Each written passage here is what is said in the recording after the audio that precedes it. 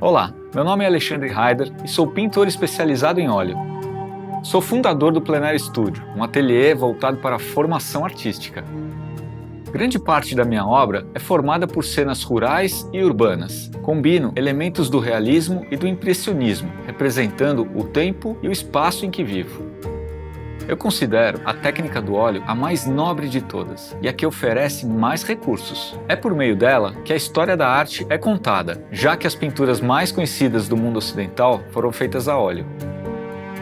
Dentro desse processo, a luz tem um enorme potencial narrativo e transmite sensações que mexem com as emoções. Ela transforma uma cena corriqueira em poesia e pode ser considerada uma personagem da composição.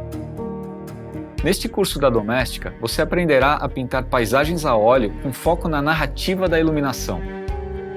Como projeto final, você fará uma cena em que a luz entra como personagem e elemento de composição. Primeiro, eu falarei sobre os 6 fundamentos da pintura. Depois, a partir do tema escolhido, faremos um esboço a carvão. Logo, realizaremos um estudo monocromático a óleo para definirmos a escala de luzes e sombras. O passo seguinte é o sketch colorido e a definição da paleta de cores.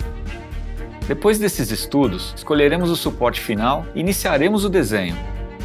Em seguida, realizaremos a primeira fase da pintura e logo adicionaremos cores para engordar as camadas e dar mais definição para a paisagem. Por último, faremos o acabamento da pintura e mostrarei diferentes opções para apresentar sua arte. Ao terminar esse curso, você saberá pintar paisagens que contem uma história por meio da luz. Para participar, é necessário ter conhecimentos básicos da técnica óleo e dispor de pincéis, tinta a óleo, lápis, carvão e tela.